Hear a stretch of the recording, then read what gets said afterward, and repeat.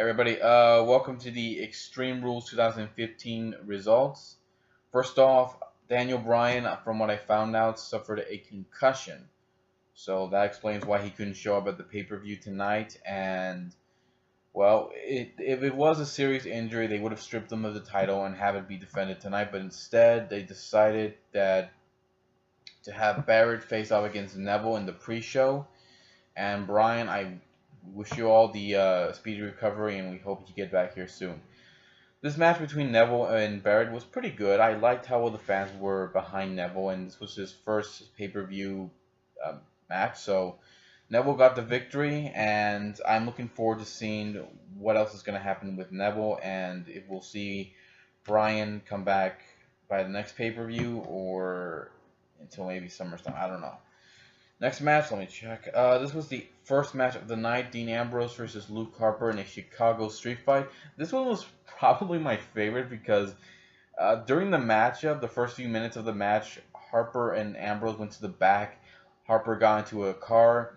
Ambrose jumped right into the through the passenger door window, and they took off with the car. No, a referee didn't follow them. No, we didn't see where they went. The show continued on. We all thought, was that it? Is that the end of the match? And the fans were disappointed too. But around after the third match of the night, I believe, or probably the second match of the night. No, the third match. Sorry. We did see them return, and they continued the match, and they were tossing chairs in the ring, and the fans were chanting ECW, and it definitely felt like ECW. And in the end, Ambrose got the victory with a dirty deeds right onto the chair, and he got the victory. So congratulations to Ambrose, and looking forward to seeing what happens next. Next match was the Kiss Me Arse match between Dolph Ziggler and Sheamus. Another good match between these two. I liked how well it went. You know, the fans were totally behind Ziggler. They did not care much for Sheamus. Ziggler got the victory though. And Sheamus was playing off the whole, I don't want to kiss his ass, and Ziggler saying, you gotta kiss my ass, and even the referee said, get in this ring and kiss his ass. I was laughing because, wow, you don't hear the referees say that, it's not often you hear it. But Sheamus, he didn't want to do it, so he hit a low blow on Ziggler and then had him kiss his ass. So I don't know what direction they're gonna go with Ziggler and Sheamus now, but I hope this continues, and hey, maybe we might have a hair versus hair match. I wouldn't mind. Next match was the tag team title match between New Day against the tag champions Cesaro and Tyson Kidd. This was a good match. The fans were totally behind Cesaro and Tyson. They did not give a shit about New Day. They just said the New Day sucked, and okay, I get it. I mean, their personas, the characters they've been portraying has not been working out for them. But them turning heel, I think it might work. In the end, we had the titles change hands, so we have new tag team champions with Cesaro and Tyson losing the titles in a very short-lived. It sucks how they short-lived their title reign, but hopefully they have something with the New Day as champions. I'm hoping there's something going on here, but yeah, it sucks how the title reign between Cesaro and Tyson ended, short-lived. So I was very disappointed. And this was around the time that Harper and Ambrose returned back, so that they continue on with their match. This thing was 56 minutes, so that was a lot of fun. Next match, John Cena versus Rusev in a Russian chain match. And this is not the typical chain match where you just beat the hell out of your opponent and you win the match by pinfall submission. No, apparently it's like a bull rope match where you have to touch all four corners of the ring, so that sucked. But as far as this match, I think this was probably it wasn't as good as their WrestleMania match, but it was good. I will give it that much. Lana was sent to the back by Rusev when the fans were cheering for her, and Rusev did not like that, so he sent her to the back. John Cena ended up getting the victory, though. It was no surprise there, and he retained the title. However, later on in the night, Lana was sent to the Authority by Rusev to get another title shot. And Rusev bitching saying, John Cena did not beat me. John Cena did not beat me. He did not take my title from me. And that kind of stuff. I can't do a good accent for him. But yeah, Lana came to him and said, "You're gonna get your rematch. It's gonna be an I Quit match at Payback." So don't be surprised if we'll see John Cena beat him. And I hope this is the last one because it's been going on since February. So February, March, April, May. It's been going on for almost 4 months now. So this better end soon, and hopefully John Cena ends this rivalry once and for all. Alright, next match. Nikki Bella versus Naomi. This one was a surprise to me as well because I thought Naomi was going to walk out champion. No, it didn't happen. Nikki Bella, who got a pretty good reaction, which I was surprised by. And I guess they're now babyfaces, I guess. Nikki ended up retaining her title thanks to Brie, who kicked Naomi in the head, and Nikki got the victory. So, I guess congratulations. It's no secret I don't like the Bella twins.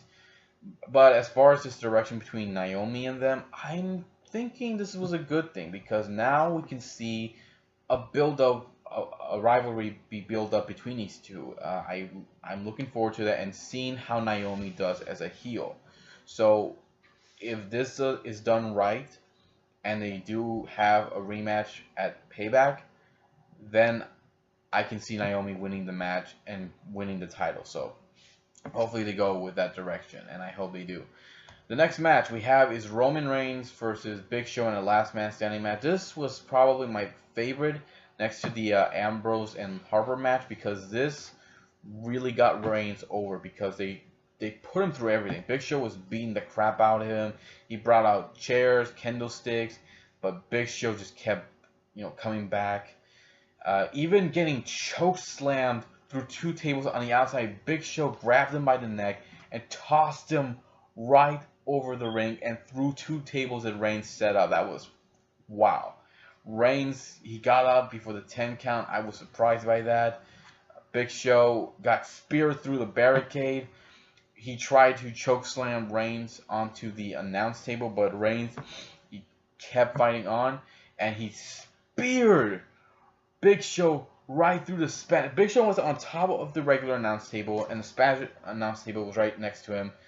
Roman Reigns ran up to the steel steps that Big Show had set up to get onto the table, and he speared Big Show right through that Spanish announce table. And then Roman Reigns lifted up the announce table and kind of pushed it on top of Big Show and won the match. This was my favorite because it really got Roman Reigns over. The fans were behind Roman, and this definitely helped him after his loss at WrestleMania. So congratulations, Roman, and I hope you get another shot at that title and you win it.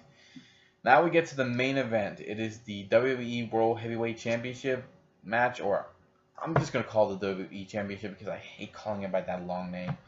So we had Seth Rollins versus Orton. No J&J security at ringside during throughout the match until near the end when we did have him get involved. Kane was at ringside as the gatekeeper, and it was a pretty good match. It started off slow, which I'm fine with. I like the match starting off slow and then building it up fast, and I like that. So it was a good back and forth match between these two guys, and near the end, Orton even hit a pedigree. I guess trying to lay some insults towards Triple H, but it was pretty good. J&J security tried getting involved, which was stupid. Kane opened the cage door to try to help Rollins out, but when Orton tried to go through, Orton closed it, and Rollins and him were fighting and Rollins accidentally kicked Kane with the cage door, knocking him down. So Kane slammed the cage door right on both Rollins and Orton. He delivered a double choke slam to J&J security, and then he delivered a choke slam to both Orton and Rollins. And he tried to help Rollins win the match, but Orton kicked out. This is where it got controversial because the match was stated that Orton, or rather the RKO, was banned, not to be used in the match. However, when Kane tried to go for a tombstone on Orton, Orton hit the RKO. That was fair because Kane was not part of the match. He was not involved in the world title match. However, Rollins hit the RKO on Orton and walked out with the title. So I don't get where this is going, but again, Rollins did not prove to me he deserves to be champion. Now look, I know there are a lot of fans of Rollins out there, but I'm saying that with a guy like Triple H, when he won the world title and he defended it against someone like Foley at the Royal Rumble, he went out there and proved to everyone he deserved to be champion. The same thing with Batista. He fought against Triple H twice at Backlash, at Hell in a Cell. Hell in a Cell is where he proved to everyone he deserved to be world champion. Same thing with John Cena. He went out to face JBL in a night quit match. He went out there and showed everyone why he deserved to be champion. That is my only problem with Rollins. He has yet to prove that. Yeah, he won. He escaped the cage. But he didn't do it on his own. He didn't go out there and beat a guy on his own. And that's the problem. Yeah, you can have so many great matches. But until you finally beat a guy on your own with no help, and a match like this, you have proven nothing. So again, that was my problem.